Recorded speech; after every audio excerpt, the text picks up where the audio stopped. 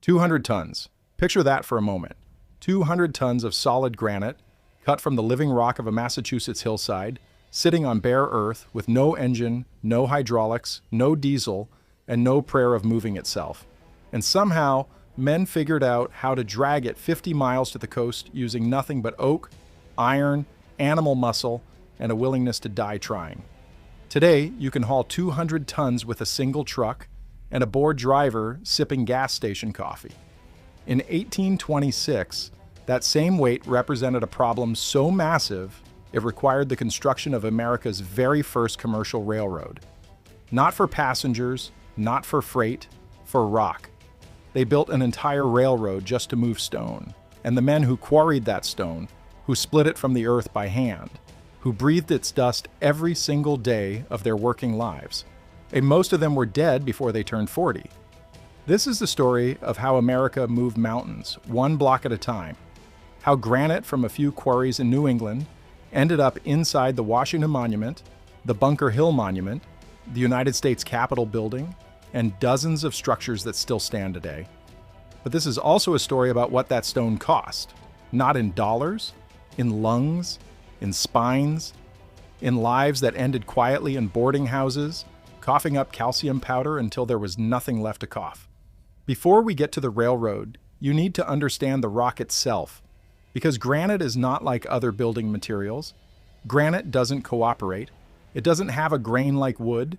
It doesn't crumble like sandite or chip like marble. Granite is igneous.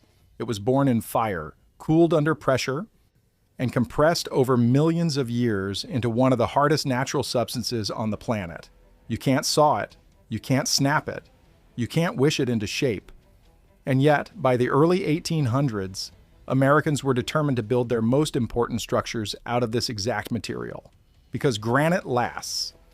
Granite doesn't rot, it doesn't burn, and in a young nation desperate to project permanence, to tell the world that this republic wasn't going anywhere, granite was the only material that made the statement. The problem was getting it out of the ground. The quarries around Quincy, Massachusetts, about 10 miles south of Boston, sat on one of the richest granite deposits in New England. The stone there was dense, blue-gray, and spectacularly hard, perfect for monuments, perfect for government buildings, and perfectly brutal to extract. Here's how it worked. A quarryman would start with a star drill. This was a steel rod about 3 feet long with a cross-shaped tip, forged in the quarry's own blacksmith shop and resharpened every few hours because granite ate steel for breakfast. You held the drill against the rock with both hands, positioned at the exact angle the foreman specified, and your partner hit it with a sledgehammer, weighing anywhere from 9 to 12 pounds. After every single blow, you rotated the drill 1/4 turn, then another blow, another quarter turn, blow, turn, hour after hour after hour, and all you were doing was making a hole, one hole, 4 inches deep. Then you moved 4 inches to the right and started the next hole. The man holding the drill was called the turner. His job required absolute nerve, either because a 9-pound hammer was coming down inches from his knuckles with every stroke, and if the striker was tired or hung over, or if his aim drifted by even an inch, the result was a shattered hand. It happened constantly. Quarry records from the 1830s and 1840s are full of entries noting crushed fingers, broken wrists, and men sent home with hands that would never fully close again. The turners wrapped their hands in rags. They developed calluses so thick the skin looked like bark, and they came back every morning and held the drill again. You can imagine the sound, the rhythmic ring of steel on steel echoing off the quarry walls, the dull thud when the drill bit deeper into softer veins, the sharp crack when it hit a seam of quartz. A good team could drill maybe 8 to 10 holes in a day if conditions were right. And you needed dozens of holes to split a single block. A line of holes for a major building block might stretch 20 feet. At 4-inch spacing, that's 60 holes. At 8 holes a day, that's more than a week just to drill the first splitting line.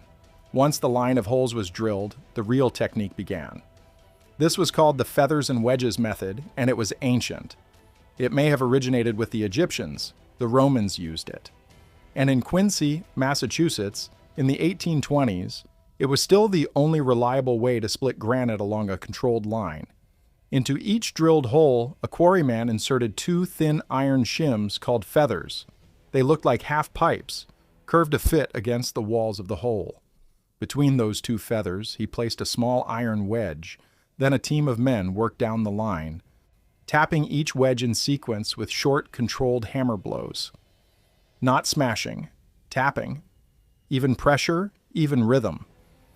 If one man hit too hard, the split would veer offline, and the entire block, maybe 2 weeks of drilling, would be ruined. When the technique worked, and it didn't always work, the granite would let out a sound. Old quarrymen described it as a groan, a deep, resonant vibration that traveled through the stone like a living thing deciding to let go. And then the crack would appear, thin as a hair at first, then widening, then running the full length of the drill line as hundreds of tons of granite separated along a plane so clean you'd swear it was machined. That moment, when the stone split true, was the payoff for weeks of punishing labor. But it was only the beginning of the problem. Because now you had a block of granite the size of a small house sitting at the bottom of a quarry, and it needed to get to a ship. The nearest dock was at the Monument435 River, about 3 miles away.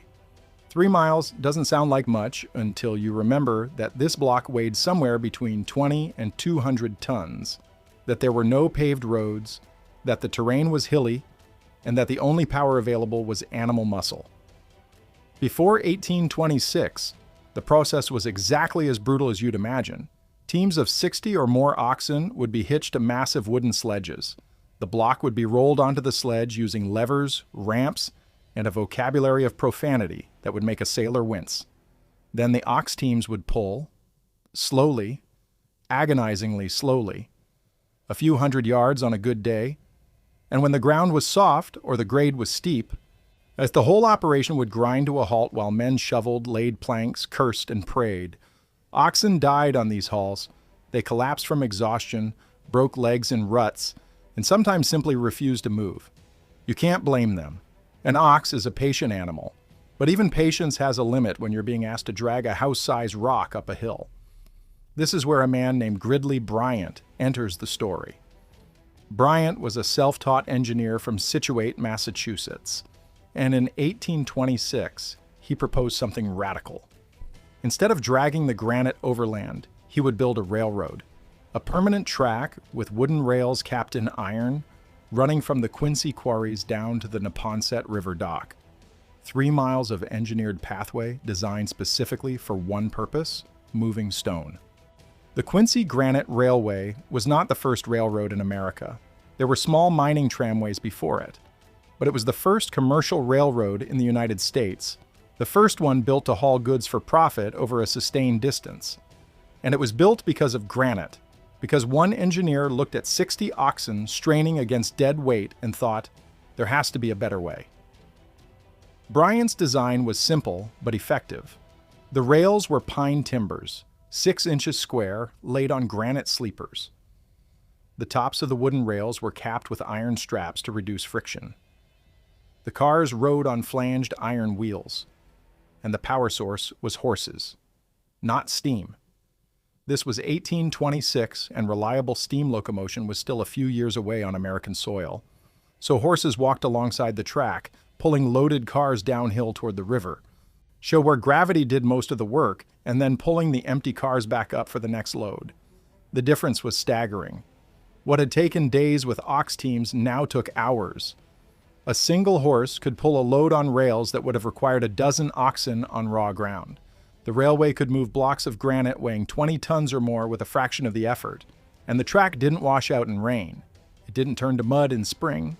It was permanent infrastructure, and it changed the economics of the quarry overnight. But here's the part of the Quincy Granite Railway story that gets overlooked. It wasn't just a transportation solution. It was a proof of concept.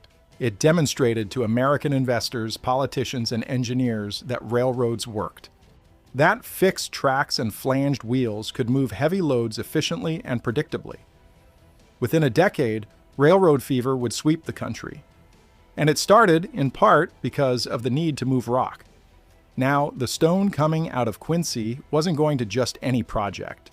It was going to the most important construction sites in the young republic. And the most ambitious of all was the Bunker Hill Monument. The Bunker Hill Monument was conceived in 1823 as a tribute to the first major battle of the American Revolution. The plan was a granite obelisk, 221 feet tall, built entirely from Quincy granite. The stone alone would amount to 6,700 tons. Let that number sit with you for a moment. 6,700 tons of granite quarried by hand, moved by horse-drawn rail, and stacked by human labor into a structure that still stands in Charlestown, Massachusetts today. Construction began in 1827 and wasn't finished until 1843. 16 years to build a single monument. Not because the design was complicated, but because the logistics of quarrying, transporting, and placing that much stone were almost beyond the capacity of the era. Funding ran out, work stopped, started again, stopped again. The monument sat half-finished for years, an embarrassment of ambition outpacing capability. Solomon Willard, the architect who designed the Bunker Hill Monument, personally supervised the quarrying operations. He spent months at the Quincy Quarry selecting specific blocks, rejecting any stone with visible flaws, iron stains, or inconsistent grain. Willard understood something that most builders of the era didn't. Granite looks uniform on the surface, but underground, the crystal structure varies block to block. A piece that looked perfect on the quarry face might hide an internal fracture that wouldn't reveal itself until the stone was halfway up the monument. One bad block in the wrong place could compromise the entire structure. So Willard was ruthless. He rejected more stone than he accepted. The quarrymen hated him for it. Weeks of drilling and splitting, wasted because a hairline crack ran through the interior. But Willard's perfectionism paid off. 2 centuries later, the Bunker Hill Monument shows almost no weathering, no structural failure, no shifting. It stands as solid as the day the capstone was placed. But Bunker Hill was merely a rehearsal. The even bigger project was already underway, the Washington Monument, and this one makes Bunker Hill look like a warm-up exercise. Ground was broken in 1848. The original design called for a massive obelisk faced in marble and granite, rising 555 feet above the National Mall. The stone would come from quarries across the eastern seaboard, including marble from Maryland and granite from Massachusetts and Maine. The total number of blocks required was almost beyond comprehension. 36,000 individual pieces of stone, each one quarried, shaped, transported, and fitted by hand. 36,000 blocks, and the project took 36 years. From 1848 to 1884. An entire generation of quarrymen, stonecutters, teamsters, and laborers lived and died within the span of a single monument. The Civil War halted construction for over 2 decades. When work resumed in the 1870s, you can actually see the color difference in the stone about 1/3 of the way up the monument, where the new marble didn't quite match the old. That visible line, about 150 feet up, is a scar in the stone. It marks the exact point where America stopped building and started killing each other, and then came back and tried to pick up where it left off. The construction method was itself a feat of logistics. Each block had to be cut to precise dimensions at the quarry, numbered, shipped by rail and barge to Washington, and then hoisted into position using steam-powered cranes. As the monument rose higher, the engineering challenges multiplied. At 500 feet, like workers were placing stone in open air with nothing between them and the ground but scaffolding that swayed in the wind. There were no safety harnesses, no fall protection. If you slipped, you fell, and that was the end of your story. Thomas Lincoln Casey, the Army engineer who oversaw the final phase of construction from 1876 to 1884, kept meticulous records. His journals described the daily headaches of moving stone to elevation. Cranes that broke down, pulleys that jammed, blocks that cracked during hoisting. He noted that the workforce averaged about 100 men at any given time, and that injuries were a weekly occurrence. Sprains, fractures, lacerations from stone chips, and the occasional catastrophic fall. The capstone was placed on December 6, 1884. It weighed 3,300 pounds and was topped with a small aluminum pyramid. which at the time was one of the most expensive metals in the world. The ceremony was modest. The monument had been under construction for so long that the original enthusiasm had faded into a kind of exhausted satisfaction. But it was done. 555 feet of stone, 36,000 blocks, 36 years, and not a single bolt holding any of it together. The monument stands under its own weight, stone resting on stone, held in place by gravity and precision. If you've ever stood at the base of the Washington Monument and looked up, you've stood in the shadow of 36,000 individual acts of physical labor.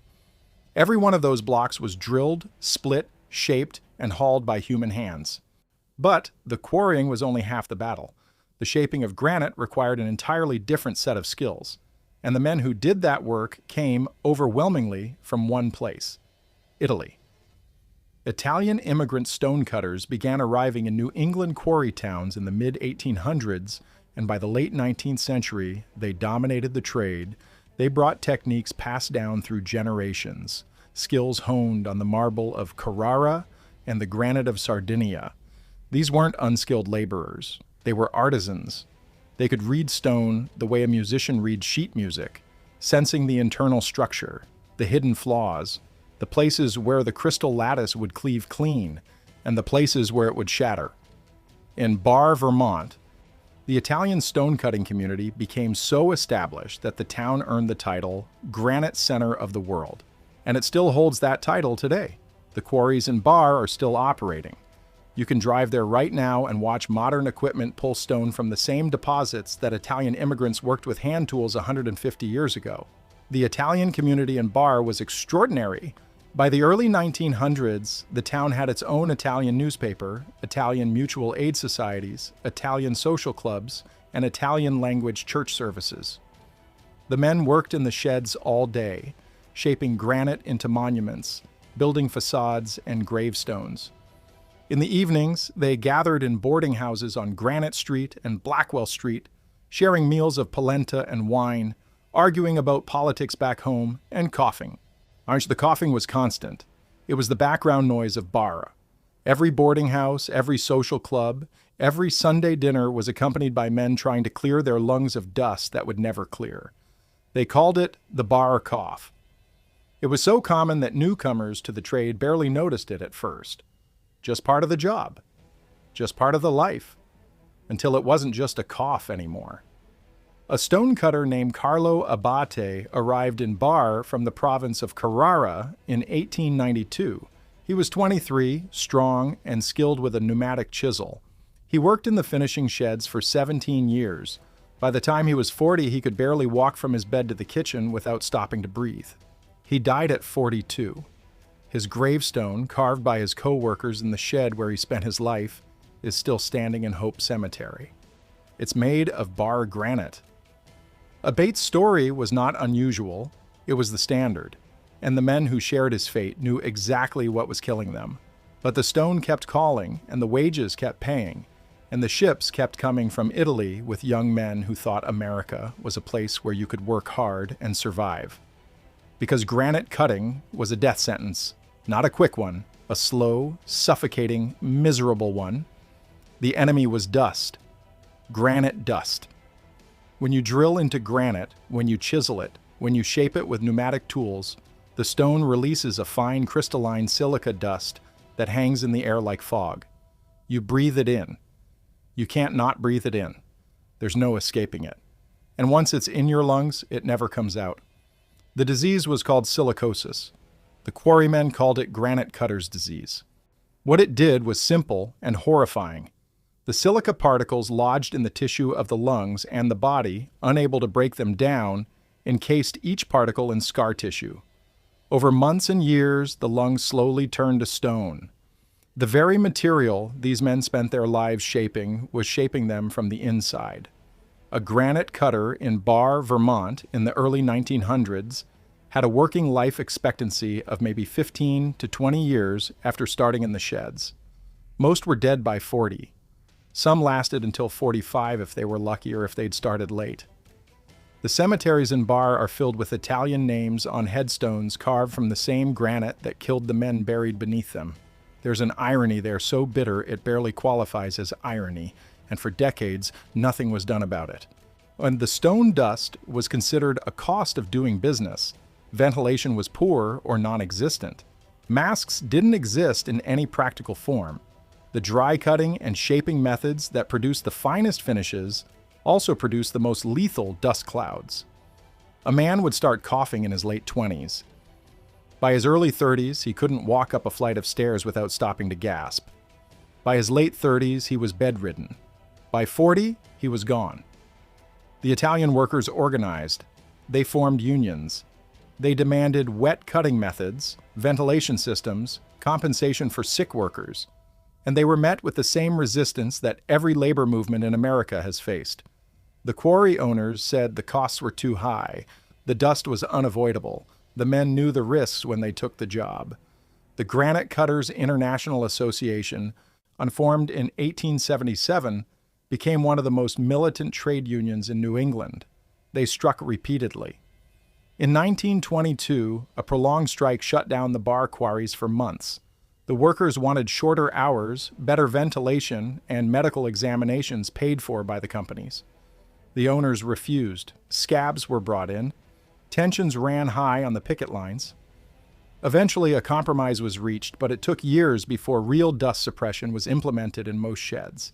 It took decades of activism, dozens of scientific studies proving the link between silica dust and lung disease, and hundreds of dead men before meaningful protections were put in place. A study conducted in Bar in 1937 found that well over half of all active granite cutters showed signs of silicosis on chest x-rays. More than half. And those were the ones still strong enough to be working. The ones already dead weren't counted. By the time OSHA standards for silica exposure were established in the 20th century, generations of quarrymen had already paid the price. But let's go back to the quarry floor. Because beyond the drilling and the splitting and the shaping, there was the lifting. And this was its own category of danger. Quarry derricks were the workhorses of stone extraction. These were massive wooden or iron boom cranes anchored at the rim of the quarry, with long arms that could swing out over the pit. A typical derrick could lift 20 tons or more, using a system of block and tackle pulleys powered by horse capstans, or later, steam engines. Picture this. You're standing at the bottom of a quarry pit, maybe 60 feet deep. Above you, a wooden boom arm the size of a ship's mast extends out over the void. Hanging from it, on a chain or cable, is a granite block weighing as much as a loaded freight car. The block swings in the wind, the cable creaks, the derrick groans, and your job is to stand beneath it and guide it onto a waiting cart.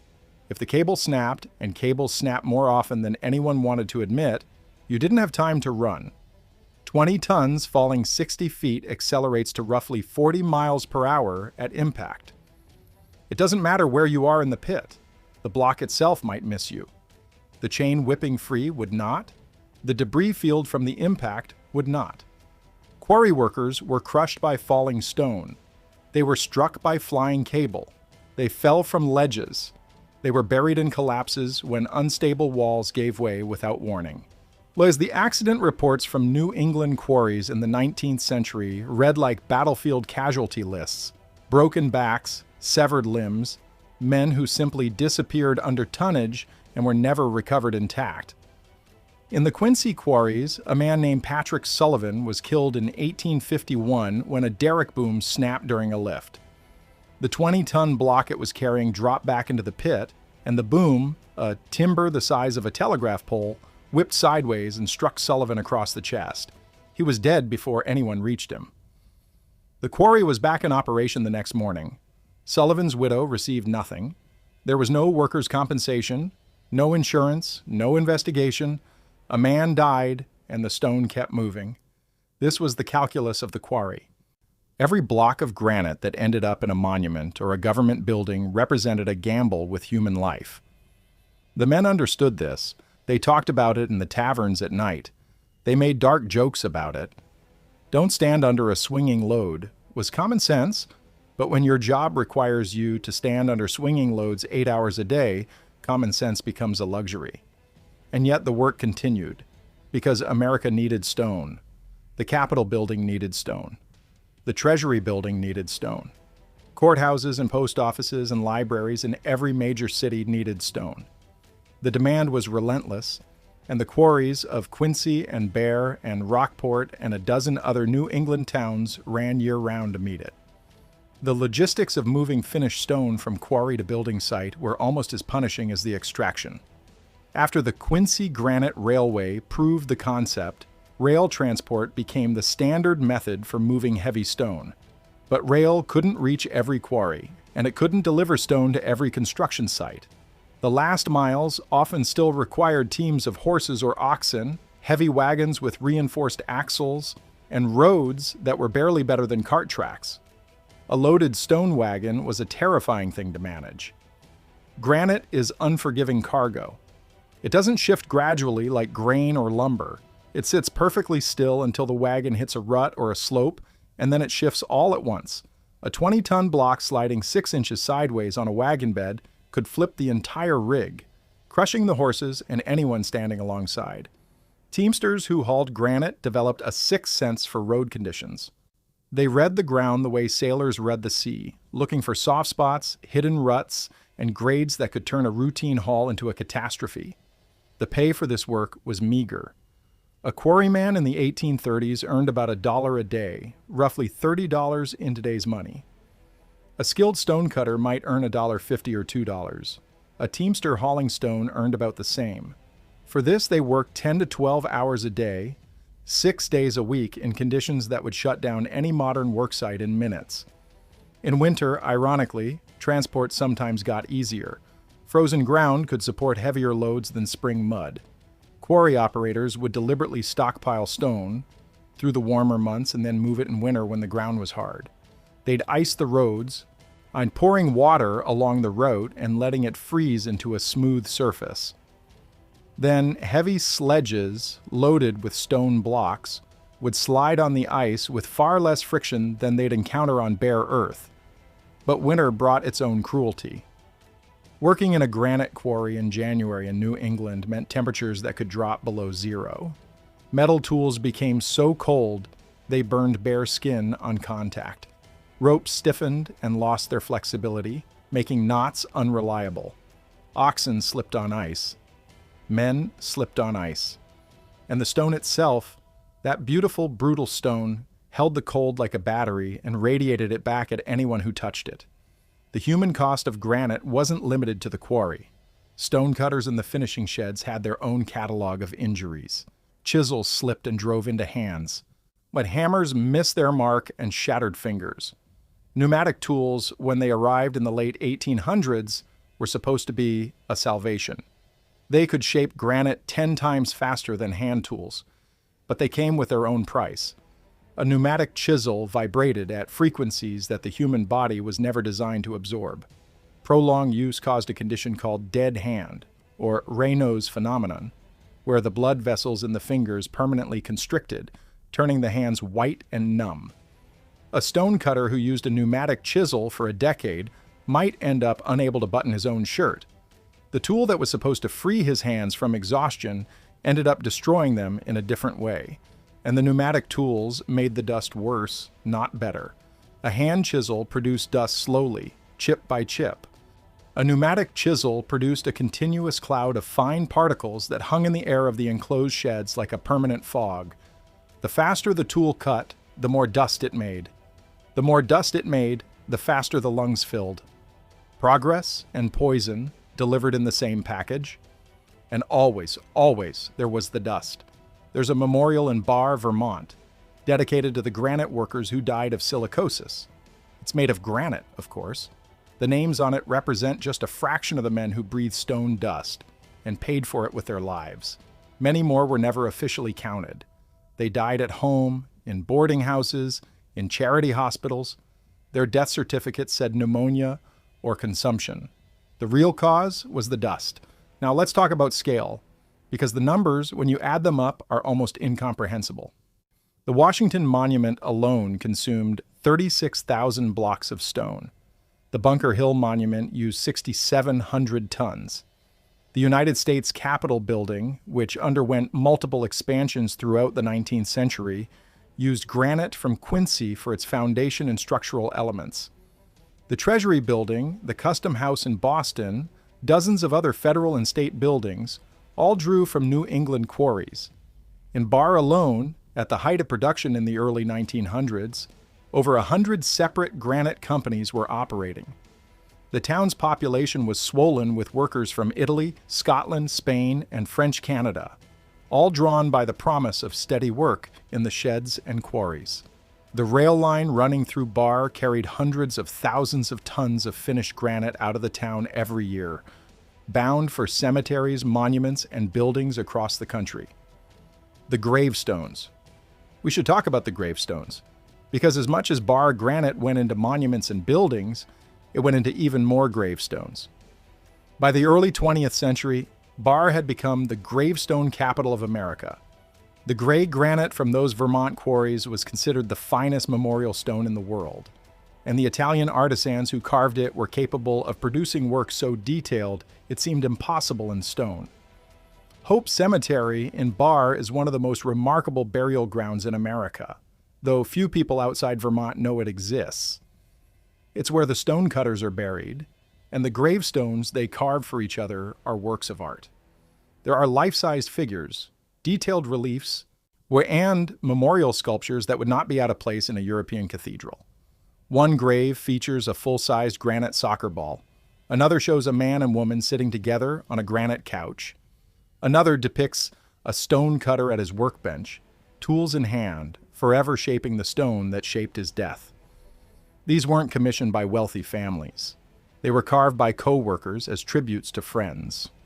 When a cutter died, his shedmates would take a block of Barr gray and spend their evenings and weekends carving something worthy. The skill on display is extraordinary. The tragedy behind it is suffocating. There are gravestones in cemeteries across America that were carved in Barr, Vermont, by men who would themselves die young from the dust of their own craft. They carved angels for other people's graves while their own lungs slowly calcified. The craftsmanship is extraordinary. The cost was unconscionable. By the mid-20th century, things began to change. Wet cutting methods reduced dust dramatically. Ventilation systems were installed in the sheds. Diamond-tip saws replaced hand tools for many cutting operations. Hydraulic cranes replaced the old wooden derricks. Diesel trucks replaced ox teams and horse-drawn rail cars. The quarries didn't close, they adapted. Barr, Vermont, still produces granite today. The Rock of Ages quarry there is one of the largest dimension stone quarries in the world. You can visit it. You can stand at the rim and look down into a pit that drops nearly 600 feet into the earth. The walls are smooth and pale, sliced clean by modern diamond wire saws. It looks almost surgical compared to the ragged, hand-drilled faces of the old quarries. But even with modern equipment, the fundamental challenge hasn't changed. Granite is still granite. It still weighs 170 pounds per cubic foot. It still resists every attempt to shape it. And it still has to be moved from where it sits in the ground to where humans want it to stand. The difference is that today, we have machines that can absorb the punishment that used to destroy human bodies. We have respirators that filter silica dust. We have crane operators sitting in air-conditioned cabs instead of standing beneath swinging loads. We have OSHA regulations and workers' compensation and the accumulated knowledge of 2 centuries of doing this work wrong before we started doing it right. But the old methods left their mark, literally. If you visit the Quincy quarries today, they're flooded. The pits filled with water after operations ceased, creating deep, blue-green pools that look almost peaceful. But the drill marks are still there, thousands of them. Lines of perfectly spaced holes, 4 inches apart, running along the rock faces where men stood with star drills and sledgehammers and slowly, painfully punched their way into the earth. Those holes are a kind of handwriting. Each one represents hundreds of hammer blows. Each one was drilled by a man who held a steel rod in his bare hands, while another man swung at it with a 9-pound hammer.